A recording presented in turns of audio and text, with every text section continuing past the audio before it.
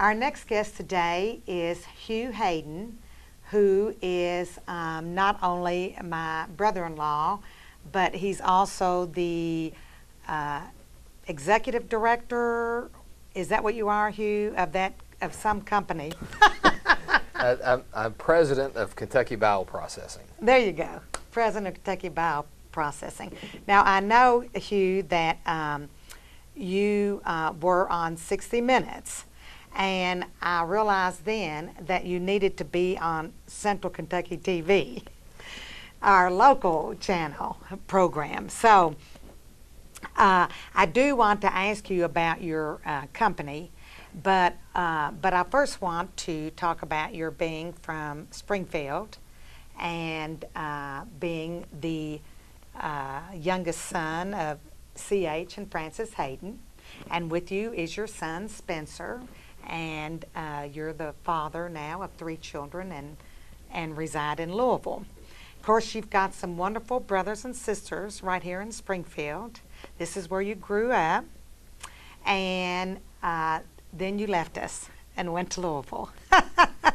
But before Louisville, I guess, you start out here, Hugh, in your career as the city administrator of Springfield. Is that correct? Well, actually, I left Springfield to go to school and graduated from the University of Kentucky with the lowest grade point average that you can possibly have and still graduate. But you had to have a 2.0, and I had one. From there, I did come back here, and I think my first professional employment was actually over in Campbellsville. Okay. And I lived here in Springfield. Then I migrated to Somerset, where I spent a number of years. And during that period of time, I did come back and serve as city administrator for a short period of time, but kind of found that I had really liked what I was doing in Somerset, liked it more than I guess than I thought I had, and I wound up back there as the economic development person. And that same career path then took me to Owensboro in the early 1990s, and that was maybe a diversion that we'll talk about a little bit more in a minute. But from Owensboro, I wound up going to work in state government, where I was Commissioner of Economic Development for the state for a number of years. Had enough of state government and wound up going back to Owensboro, where I was the Economic Development Director again. And then that led me back to state government a second time, where I was Commissioner of Economic Development again. There's a pattern here. And then ultimately, about 10 years ago, I left state government, wound up joining with some other people and starting Kentucky Bowel Processing, also in Owensboro. So that's a quick rundown of my many migrations around and through the Commonwealth. But you're right, born and raised here in Springfield, still have deep roots here. Probably still have my name on a police blotter somewhere, but hopefully the officers who were involved in that have all retired and memories start to fade after a while. You hope, yeah. That's my hope. That's right. Yeah. Well, and so during the course of those years, you met your wife Kim, and you moved to Louisville. So when certainly met Kim while I was in Somerset, mm-hmm. and we courted for a while, and then that relationship was jeopardized a bit when I moved to Owensboro, but we managed to keep it going. And then when I went to state government the first time, rather than live in Frankfort, we chose to live in Louisville, and that's where Kim and I were married 20 years ago. And have made Louisville our home since. Even with even with running a business in Owensboro and having other commitments there, have made Louisville our home for over 20 years now. Yeah, yeah. And you've got 3 beautiful children, and Sabra. I have 2 beautiful children in Spencer. So, well, okay. And you even have grandchildren. Sabra has two little ones. Yeah. Yeah, we've added to the collection of grandchildren that my parents have, and Sabra, or great grandchildren, I guess. Sabra, my oldest daughter, has 3 boys, and they range in age, I think, from 12 down to just over a year, and they're a lot of fun and live close by to us. They live over in Clarksville, Indiana, which is, for all practical purposes, that's Louisville. Yeah. And people in Springfield, I think, know my family, and mostly they know my parents, and we certainly try to take the great lessons that my parents have taught us, and the values that we were blessed with, and try to pass those down not only to my kids and to my grandkids. And those are, you really can't overstate the significance of having grown up in a small town, and you're really enveloped by people who are looking out for you in the same way that your parents are looking out for you, and your parents are looking out for other kids as well. And you don't always find that in a bigger city, but it's something that we try to look out for and pass along the great values that we were blessed with. Yeah, yeah. And I think you've done a good job of that, Hugh. And speaking of that, because you were actually, I suppose, famous before you even got on 60 Minutes, because, 2-3 years ago, you were on the WHAS, having donated a kidney to a good friend of yours. Well, actually, that's a good example of how time gets away from you. That was in 2009 that I can't believe it. That transplant occurred, and then there was some news about that. I mean, a lot of people have donated organs and helped people. I think what made that particularly newsworthy, perhaps, was the fact that it was part of a clinical study where the recipient was able to benefit from some new research that was coming out of the University of Louisville, as a matter of fact, to help avoid the need for immunosuppressant drugs post a transplant. So typically in a transplant situation, the recipient is on drugs for the rest of their life that help their body to accept the organ. Those drugs help to do that, but they also have some pretty significant side effects. And in this case, Rob, the recipient, was able to benefit from this technology, and today he's in all practical ways, he's cured. He has a kidney, and he's not taking any immunosuppressant drugs at all, and so he's avoided all of those side effects. And it was, for me, it was, I can't even say it was scary. It was an inconvenience, is really all it was for me.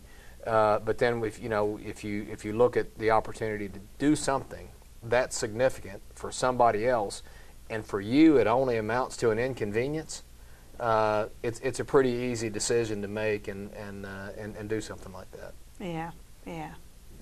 Well, I'm certainly very proud of you, and you may consider it insignificant, but there are a lot of people who wouldn't, Hugh, and you did that, and of course through that you encouraged a lot of other people to give an organ. So, and that is very significant. Well, it is. I mean, I don't want to make it sound like it's insignificant, but it's really, I guess the message is that it's a decision that everybody has to make, and I was blessed to be in a situation where I had good health. Yeah, I could do it. Certainly, the statistical probability that we would have even been a match was pretty low, and that worked out. And then I was in a business situation where I could take the time off work, and not a lot of people have that combination of circumstances. So you have to make that decision. But I think the real message would be that once you're over those hurdles, there's really nothing to be afraid of. Yeah. And you know, in the years since then, my life is not a bit different. There's nothing that I could do then that I can't do now. There's nothing, no ongoing sacrifices that I make because I'd subjected myself to a very short-term inconvenience. And again, you know, it's kind of like it's a situation where you can do something that is that significant for someone else that costs you so little. Right. That it makes it a pretty easy value proposition. Yeah, yeah, I agree. And you know, and I think that's the kind of thing that you know, just my parents, you know, the things that you saw them do for other people, and you see your family makes those kinds of sacrifices, big and small, and so you're taught those lessons. It's you really live what you see. Yeah. Well, your parents. Certainly did. I wish I could get them on the air, but they certainly instilled those values in their children, and they sacrificed just with the fact of having 8 kids. So, you know, that's a big sacrifice in and of itself. Well, you know, there's some stories that I don't know that my siblings would want told on the air here. The things that they did that made those sacrifices even greater than what they might otherwise be. But, you know, when you have sons particularly, but even daughters where, you know, the police officers know you by name and don't even feel the need to knock when they come in because they're there so frequently and they know what time meals are. And you know, but you know, all those things aside, as proud as I am of my parents, I'm also proud of my siblings. You know, it's we've got a great family, and I like to think that the family collectively, in-laws included, and that would include you, Lisa, and the Barber family and the Hale family, and you know, I like to think that we've contributed to the community. That you know, you look around and have played a role in a lot of good things that have happened here, and as Springfield and Washington County have progressed, that we've been not just people who take things from the community, but feel an obligation to give some things back, and I think there's evidence of that. Yeah, yeah. I agree 100%. And the thing that I gave was I left. And so well, you're still contributing, though. And one of the ways is through this company, the Kentucky Bowel Processing. And so now you have to tell me, you know, you were on 60 Minutes for that. You have to tell me about that. Well, you know, I wound up on 60 Minutes because I couldn't get you to put me on this show. And so I'd say, well, I'll do that, and maybe if I do that, that'll pressure Lisa to put me here. Yeah.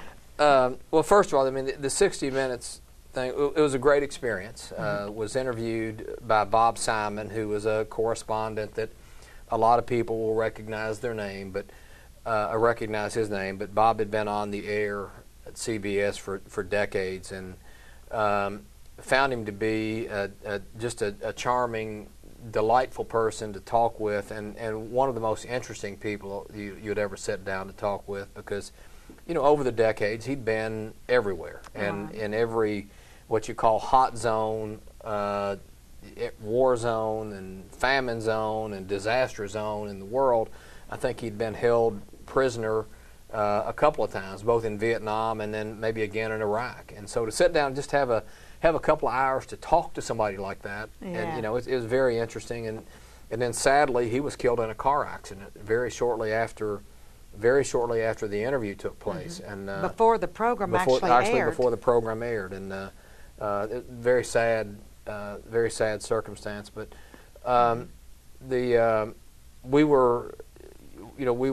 my company was featured as part of work that we had done on a treatment for Ebola. And if you remember back in the late summer and fall of 2014, last year, there was an incredible amount of news and to some degree hysteria in this country about this Ebola pandemic that really never materialized here, but it still rages today in West Africa.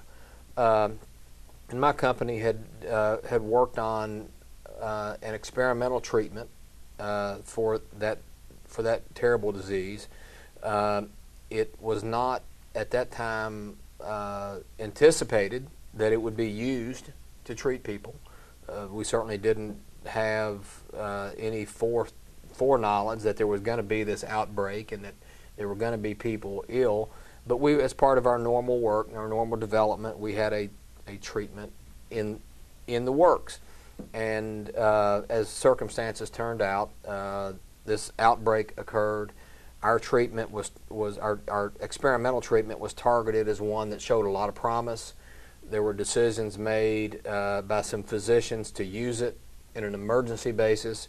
When they used it, it showed a significant amount of promise, and all of a sudden we were thrust into really an international limelight that we certainly didn't expect, had done not much to prepare for, and the 60 Minutes decided that they would want to feature us. I think one of the other things about it that attracted some of the attention and some of the attention from 60 Minutes was the fact that we make this particular drug in tobacco plants. Right. And that brought a level of interest and maybe a unique angle that they thought it was worth a few minutes on their air.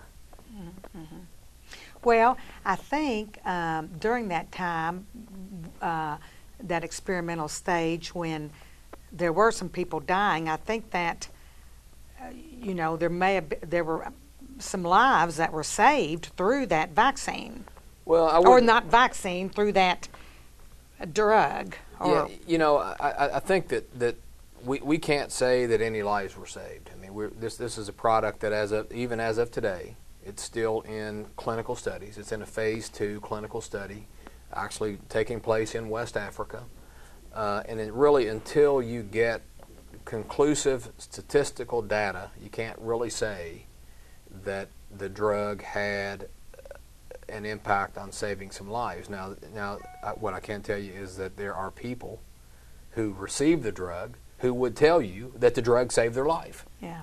But until I would be very reluctant to make a clear statement until we have that back. I mean, and there is a drug development process, and it is rigorous. It is highly regulated, and I would tell you that I support that. I mean, you and I and my son here, Spencer, we're all consumers of those products, in the same way that I'm a developer of those products.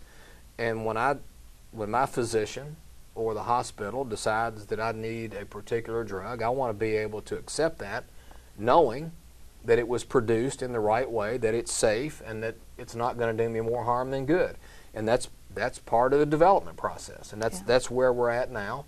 And we'll carry that through and see what the data says. But in the meantime, we continue to focus on all the things that will be necessary to make as much of the product as we can to make it available, because even though that disease is not nearly as much in the news today in this country, there are still people in West Africa who are afflicted with the terrible disease, and some of those people are dying. And we have the potential to perhaps do something about that. Yeah. And that is and will remain our focus for as long as it takes until we can get clarity from whether or not it works, whether or not it's doing what it needs to do, and whether or not it's ultimately going to be an approved treatment. Mm-hmm. And so, where are these? This clinical study right now is taking place in West Africa. That's correct. And so, but you're growing the tobacco plants in Owensboro. So I'll try to. I know that was very complicated when I saw it on 60 Minutes. I thought, oh, what a process that is. Scientists doing this and that, and but you can maybe give it to me in a nutshell. Well, I'll do the best I can. I can't explain it without using a little bit of biology. Okay. But a little bit of biology is really all I can do. As my biology teachers at Washington County High School can probably attest, a little bit of biology is the best I'll be able to do. But So first I'll draw a distinction between a regular drug or drugs that people are more familiar with and a biopharmaceutical. So we're producing a biopharmaceutical. Biopharmaceuticals really are relatively new on the scene, say within the last 25 to 30 years. Science figured out that your body, or genetically speaking, you produce certain things. And if you can harness those things, you can engineer them to have a greater effect. So through the mapping of the human genome, you opened up a whole new class of potential drugs. Biopharmaceuticals are much more complex. They are much more difficult to make than a typical, or the older classes of drugs. And you typically make those through harnessing of some biological mechanism, thus biopharmaceutical.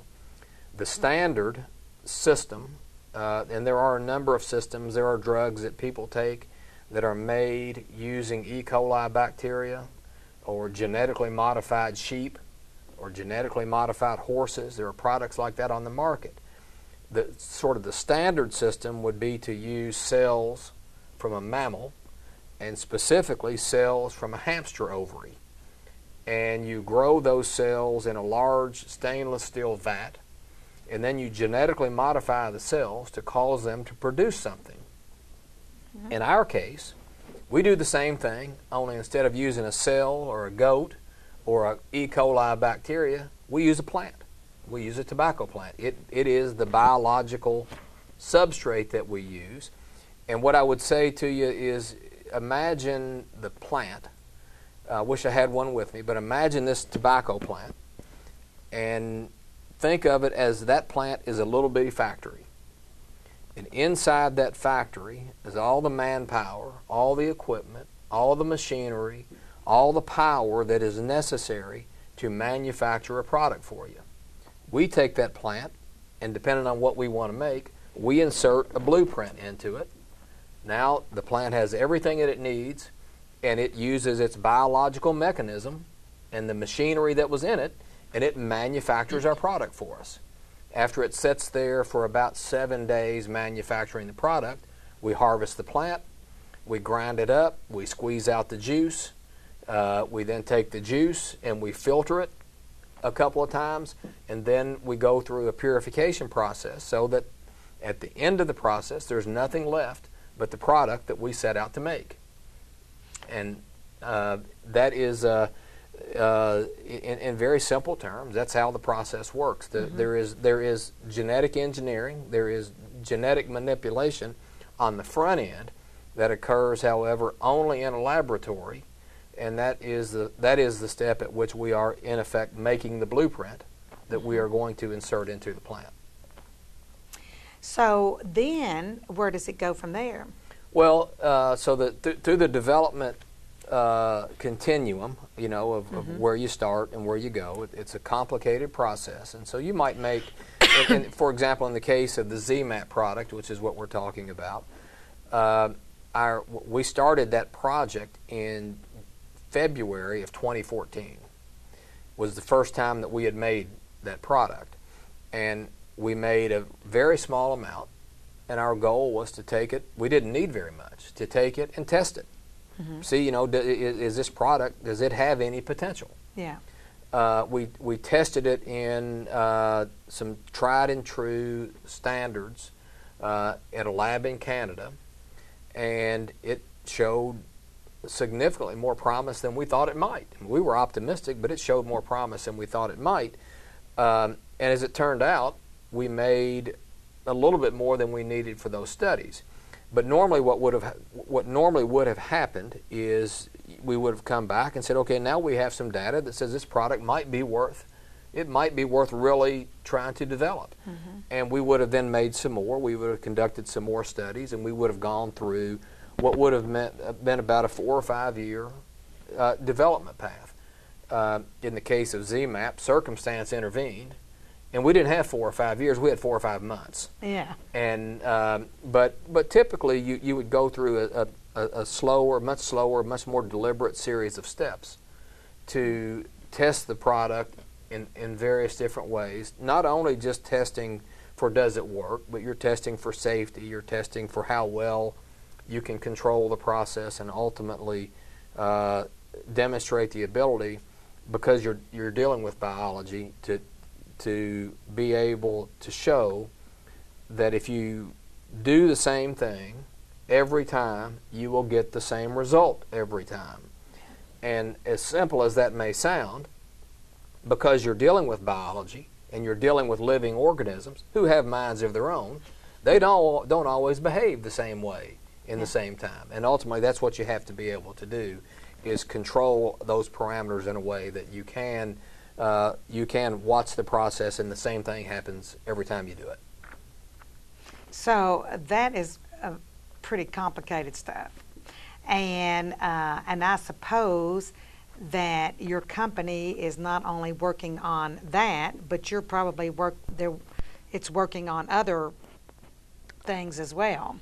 That's true. Our company strategy had been to have a portfolio of products, a number of different things in development, moving at different paces, so that you could, you have, very simple terms, you have more oars in the water. You have more opportunities to be successful. Now, with the way the circumstances have evolved over the last year, and because of the things I said about, there are still people sick. Yeah. And we still have the potential to perhaps help those people. We're right now pretty well exclusively focused on this particular product.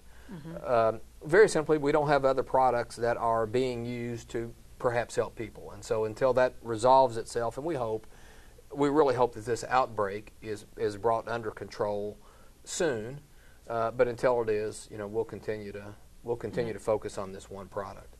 And then when that's done, we'll get back to our other business.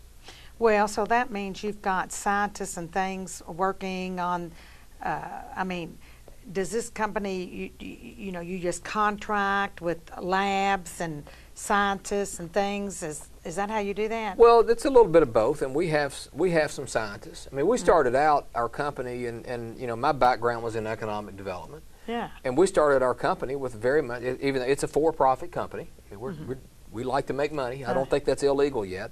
But well, I hope so, because you got a family to feed. But we had very much of an economic development mission. We saw an opportunity to grow not only jobs, but very high-end, very highly technical and skilled jobs, and we've had some success doing that. But we have scientists ourselves. We have a bunch of very technically oriented people. At some point, I'd like to be able to look at my son or one of my children or one of my grandchildren, and whether they work at KBP or not, I want them to have that kind of opportunity. I want them to be able to aspire to those kinds of things if that's what they want to do. And I want them to have an opportunity to pursue it here, whether it's in Springfield, but somewhere in Kentucky. I want, that's a very important part of what drives and motivates me in this company. And to use tobacco on top of it. Well, and that helps.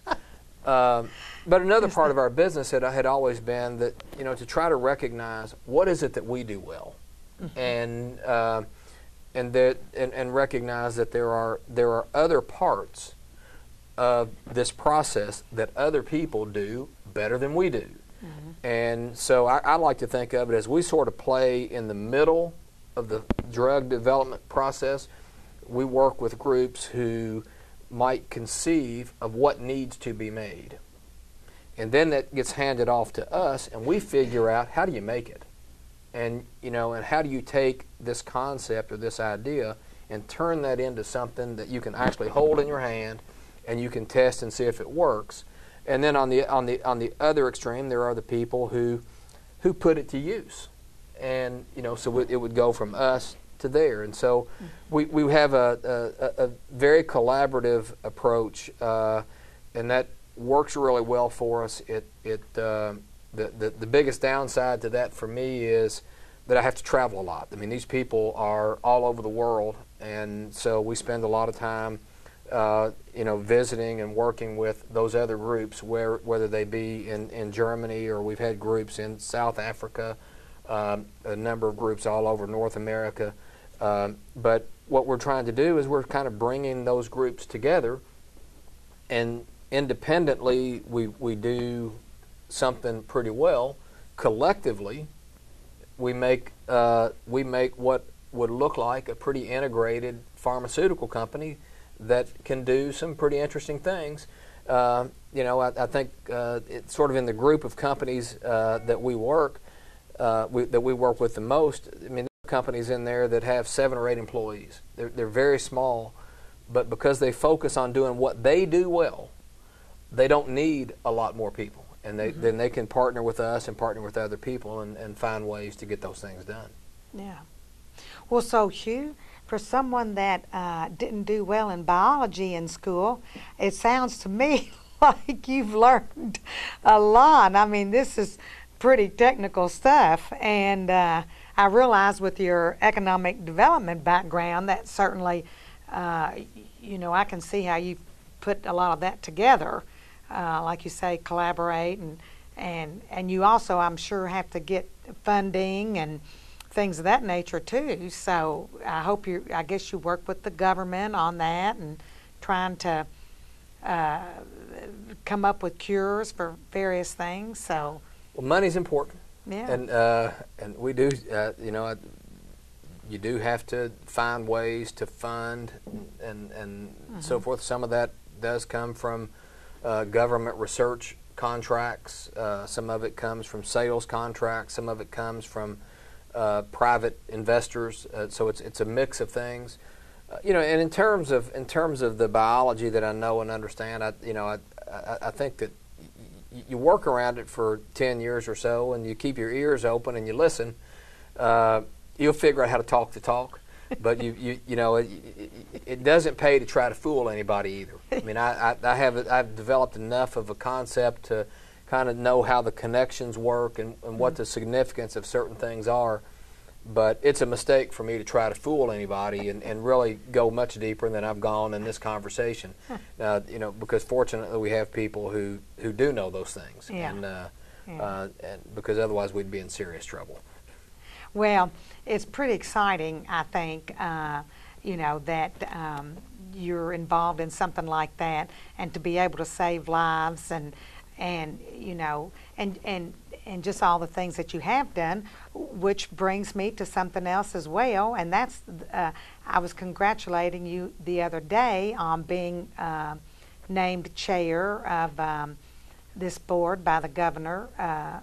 And that is a board you're already on, I think, but it's doing exciting things. And what I forgot the name of it, Hugh. What's that? That was the Kentucky Workforce Innovation Board, and it oversees I don't know, $50 or $60 million in state and federal money that is used across Kentucky to provide training and workforce development programs for companies and for private citizens.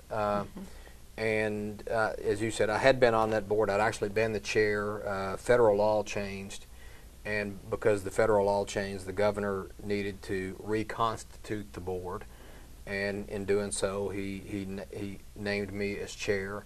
But it's I think, I said earlier that you try to do things, you try to find where you can contribute, and I thought that when I was asked to do it, I thought, well, it's a good place to meld the experience that I've had over the last 10 years in business with the experience that I had before that in economic development and working with communities, to maybe bring that together and contribute something that to provide a little bit of leadership to that group. But at the same time, I would tell you that the previous board was excellent. And in reconstituting the board, the governor found really, really good people. So when I say that, that I try to provide some leadership, what I really do is manage the meetings, because there's a lot of brain power around the table, and Kurt it's a matter of from here that's is on correct. there. That's I might correct. Interview him at some point.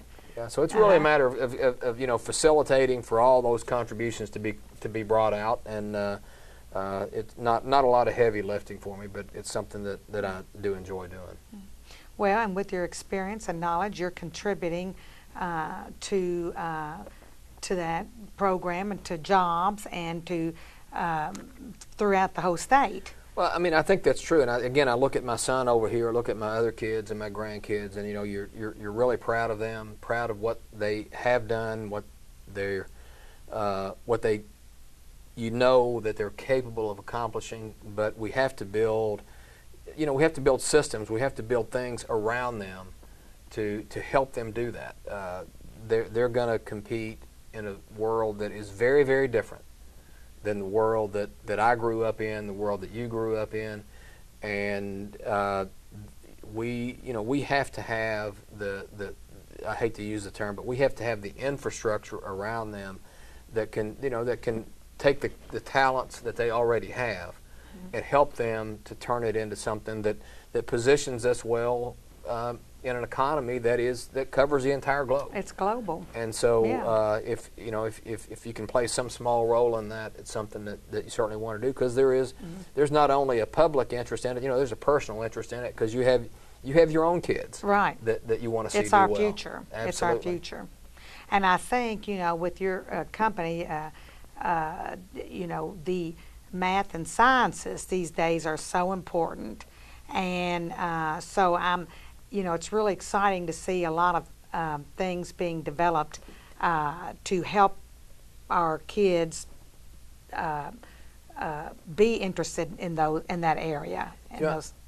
And I would say that to that. I mean, first I have a liberal arts education, and that doesn't necessarily, was not what people would think of as a person who's running a biotechnology company. But I think the lesson for me is that certainly math and science are critical, and they're critical no matter even if your interest is in liberal arts. Yeah. There are elements of math and science that you have to be proficient in, because again, the world is different today than it was when I was coming up. But ultimately, what I would say to young people is find something that you like, and if that's a liberal arts area, or if it's a STEM, a math science area, that's fine too. But the one thing you don't want to do is get up every day and go to a job that you hate.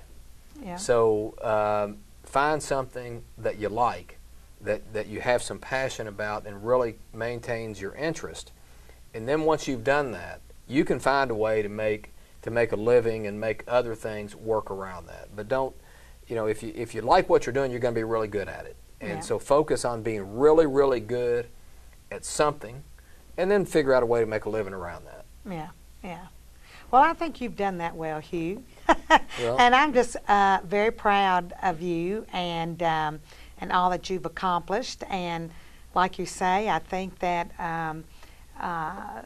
some of that comes from not just your ability, but from the blessings that you received from your parents, and of course that's something we want to instill. You want to instill in your children, and we want to instill in our children in our future. No doubt about that, and it is true that